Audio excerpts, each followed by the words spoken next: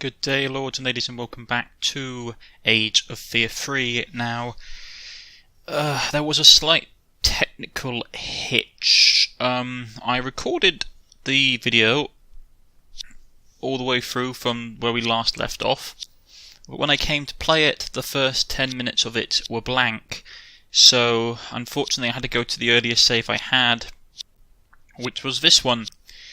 So, all you've basically missed, to recap, is that the party comes into the next level of the tower, and our dwarf hero, Gilrock, recognises the central Minotaur as a very familiar Minotaur. If you've watched my Age of Fear 2 Let's Play series, you can probably guess which Minotaur it is. They have a bit of a dialogue. He asks how the family is. He introduces his uncle and cousin, who are the other Minotaurs, and we get straight down to the action. Now, unfortunately, this battle doesn't go as well as the first time I did it. But in some ways, I was also fortunate that I still had the footage. It was really weird. Like, this whole battle just went blank. The whole screen went blank when I was looking through the recording. And it only came back online once we got to the dialogue section at the end. So, the dialogue and what's actually happening to the units is going to be quite different, because I'm merging the original video from like about 10 minutes onwards with this later bit of footage. As you can see, the Minotaurs are really hammering home. Give us a good beating, which is never pleasant. In my original video my original battle of this, like, I put Gilrock slightly forward and they all ganged up on him. But this time around it doesn't seem that is the case. Come and try it. I've got to bribe him. Here we go. Mate, you're very expensive. You're saving for golden hools, are you? And it's Taz, everyone. Gilrock lad, I have a herd to feed. 2 cute calves are on the way. Our family is a thing. You could be a dwarf. And that's right, lad. Now, which of the corpse huggers you want me to kill? So, here we go.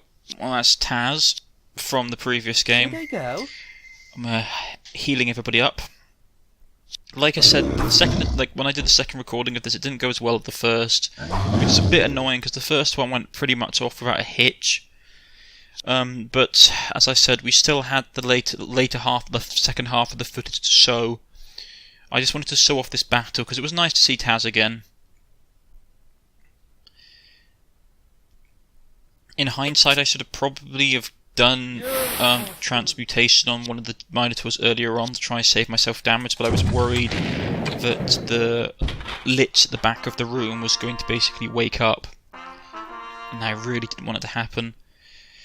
So, loads of my units are hurt. This is the thing I was annoyed about. Like, I managed to do this entire battle the first time and not suffer a single injury on anyone, and the first round of my second basic recording, like, half my people get hurt, which is really annoying.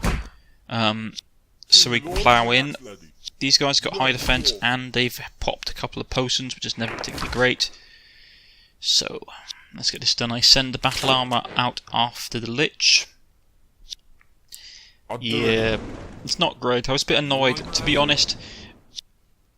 I just wanted to show this battle off. This is why. I could have just skipped it and said, oh well, there was a technical issue in recording, and this is why you haven't seen this next battle, but I thought I'd show it off. It doesn't mean that the effects of it will carry over onto the second half of the video per se, just because that was still perfectly fine, so I kept it. I mean, this is a nasty battle. If my units weren't as hard as they were, we would have had some serious issues. I got really lucky the first time round. I'd managed to present Gilrock as a lone target slightly forward of my line, so all the Minotaurs charged him, and then it was just a case of just getting rid of stuff. Right, we've got to heal some units. Yes?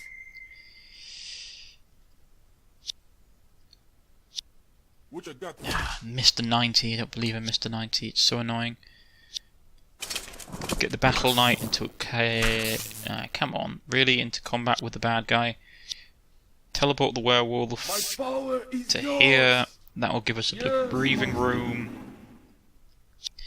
But yeah, I mean, this is a nasty battle. I got lucky the first time I did it in the recording. I wish I'd been able to show it to you. It was a really epic fight with lots of tight, like, knife-edged combat. It was a shame that just... I don't know what happened. It just like I was watching the footage, and the first 10 minutes of it were just blank. Just like literally blank screen. Very funny. Right. None of these hits, which is annoying.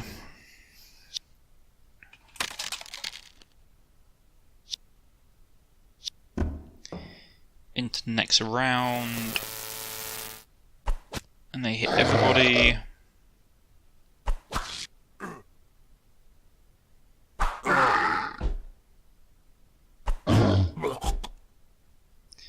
Everyone's taking a pounding.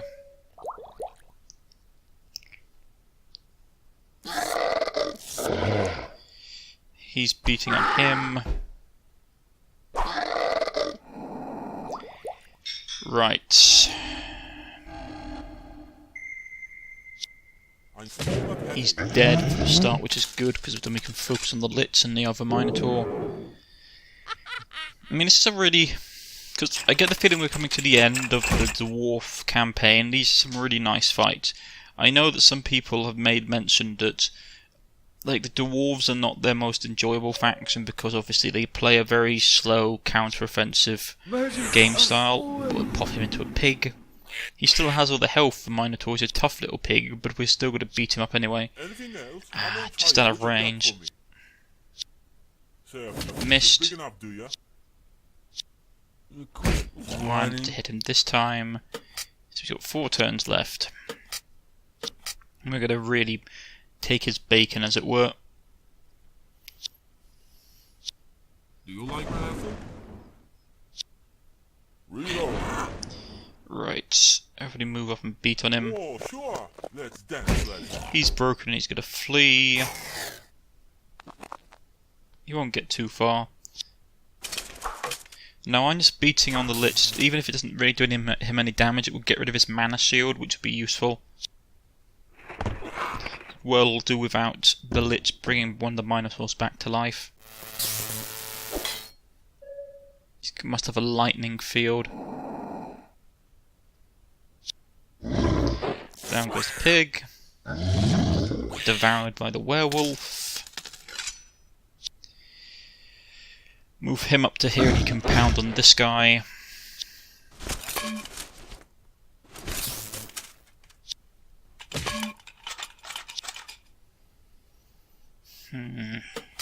Chain lightning it is. Check my spell. No, he resists it. That's annoying. What you got for me? Oh, did it miss? It didn't even miss, it didn't seem to work. He must have magical immunity. Right, he's destroying all the stuff. Counterattacks going off. I mean, it was a good fight. Like, as I said, if someone attempted this with less experienced units, they would really be in for trouble. Plus, the fact is that you don't have the time to recycle your units over between this battle and the previous one. So if you mess it up, you are likely to lose lots of units, which is a nice risk factor, to be honest. I do like it when a game has a risk factor like that. To keep stopping his mana coming back. More electric damage.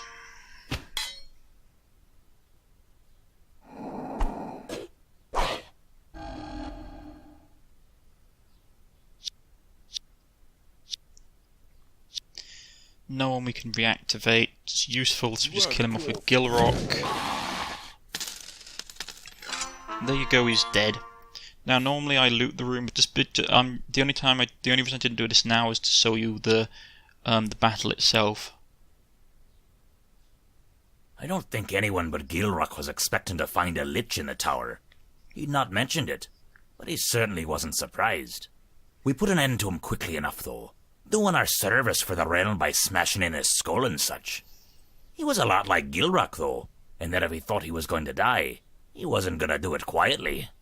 Even with a warhammer lodged in his skull, he screamed like a little girl. Both hilarious and impressive, if I do say so myself. Got to impress stubbornness.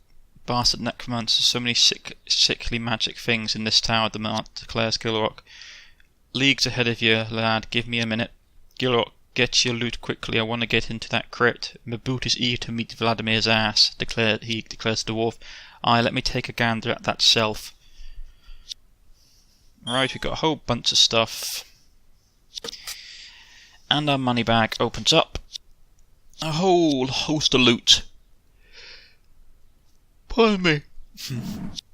I'm just going to do for the usual processes, upgrading units and just turning stuff into diamonds. I have really enjoyed the dwarf campaign. It's nice to play a faction which isn't as aggressive. A lot of the other factions in the Age of War series, to my experience, have been very... even the ones that are more counter-offensive, like the undead and the... well, like the undead I should really say, the undead are very counter-offensive.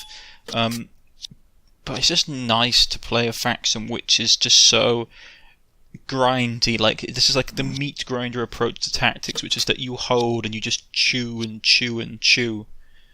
Which is something that dwarves do really well. Here comes Taz. Right, probably want to give him double attack straight off the bat. Best skill for him. And we'll pick up what? Probably raw. Either stunning attack maybe. War rune is useful. Bloodlust is nice. Adrenaline is nice. Probably put raw meat diet is the best one out of that bunch, and then we'll probably pick up health. Yeah, health is probably the next one we'll get for him as well. So he's got a nice pool of health. Probably chuck some items at him. What do we want to chuck at him? Since he's a hero, he can have equipment. Shard Blade is nice, but he already has all of those abilities, and all it does is reduce his attack to get it, so I'm not overly tempted.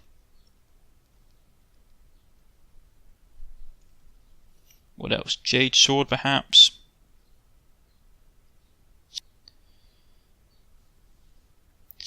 Don't think he came with dual wielding. He comes with dub, so we can't do a 2-weapon combo. Let's give him the Wolf's Shield, reducing kill and blow and defense and additional speed, which is always nice for big guys. Jade Sword is nice. Razor's Edge is nicer because it gives him Shield Breaker and +4 attack, which means he's more likely to hit things. He'll become a really, like with this particular build that he is now, he's going to become a very effective room clearer. You can just chuck him into a group of enemies and he'll just chew through them. Now, is there anything else you want to give him? Goldman's Amulet, not really worth it at this stage. Amulet of Scholar, perhaps, since we can... yeah, Amulet of Scholar, perhaps, since we can... get some more experience for him quickly. That's probably necessary. I don't think we'll have too many missions left. We'll sell some money. Money and plenty of honey. Sphinx Stone. Mana Channel, that's not too bad. Have to remember to equip it. I mean, it's not fantastic. I mean, it will be useful, but it's nothing I'm like overly worried about. Right, so probably would grab the... I mean, the Ring of Speed is nice. Earrings of Viper are nice for the poison, but we'll give him the Amulet of Scholar for the extra XP, because I doubt we'll have many more missions left in this campaign, because I'm pretty sure we're near the end as it is.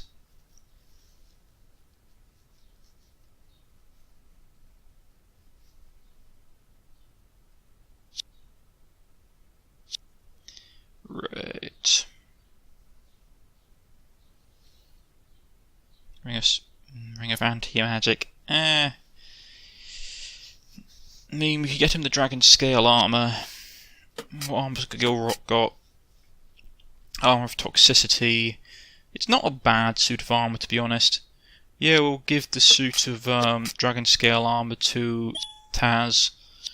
I mean, it's massively expensive, but it's really good. It will make him more defensive and give him a bit more attack and give him greater magical resistance, because you know just full well that the enemy is going to be attacking him with magical spells and debuffs, so it's always useful to get him equipped. Now we're going to give him some potions, our usual loadout, potion of heroism to buff his stats. We'll give him a potion of life to heal him all the way up. And I don't think we'll give him the life apple. Sell off some of the other stuff. Yeah. Buy some more stuff for people. Finn gets his usual loadout of magical stuff. It's always very nice.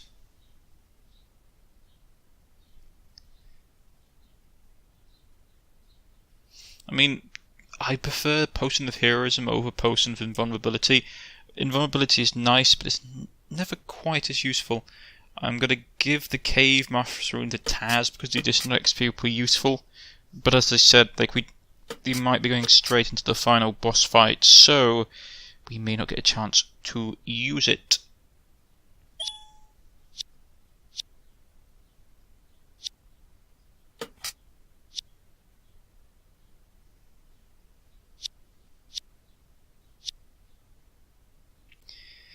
Any units that I want to upgrade? There's bits and pieces all across the board. I must admit, out of all the boss fights that I fought in, like through the 1 and 2, out of the other early 2 Age of Fear series, none of them quite beats the original Undead King from Age of Fear 1. That guy was brutal, and the fight was brutal. I mean, they patched it. I believe they patched it to reduce its difficulty after I beat it. But man, was it a nasty fight back then. I think what they did. I think when I was playing it, they were patching it. I think they might have taken like one of the liches out. There was something like the first time I tried it and I got flattened. There was something like 4 to 5 liches and the Undead King. Yeah, it was not a nice fight initially. They just gave it a bit of polish and it was much better. I mean, it was still rock hard, like super rock hard, but it was a more balanced fight after they had given it a bit of polish. In we go. You lads ever seen a troop of skeletons all climb out of a single tomb? It's a chillin' sight, I'll tell you that. There clearly wasn't enough space in that little stone box for all them skeletons. Secret passage found. So in we charged, squishing our entire group in through the door, getting poked at by monsters all the while. And right there, in the middle of the room, was this massive sarcophagus. And I mean massive. Alright, this seems unholy enough to be the source for this evil. If this is the final chapter of the campaign, it would not be possible to go back and play at other levels. Yeah, Vladimir is dead. Well, I think he's dead already, but we're going to make sure he's doubly dead. We've got everything we want. We've got all our heroes. To be honest, this is the most heavy hero campaign, or heaviest hero campaign that I've been in, with 4 heroes. Well, I suppose Taz is literally a secret hero. I mean, you're going to have the money to hire him. And people were advising me throughout the Let's Play to make sure that I just keep a good stockpile of gold lying around. And I never figured out why, and now I know. I mean, we'll see what we're coming up against. Is there anyone we want to put in? I'm tempted just to take all 3 Earth Elementals. I mean, the Hydra is nice, but the Earth Elementals have physical resistance, and they're all geared out with magical resistance as well, so they're going to be less likely to be susceptible to magic. But at the same time, we can be healed to the Clockwork Golem, where these guys can't be.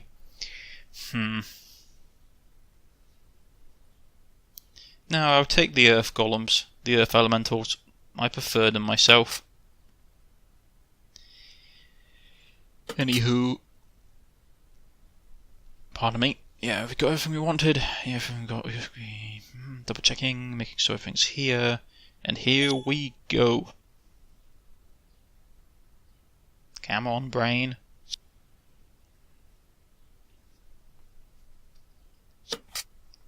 Will you try to talk to Vladimir, alright? Inquires Finn. What? Replies Gilrock in confusion. Finn's remained silent. Right, what are we facing? A lot of nasty stuff. We've got 3 abominations, 3 bone golems, 2 banshees, 2 vampires, a couple of skeletons, 1 lich, 2 undead mages, and 2 wraiths. That's not nice. That's not nice at all. Right.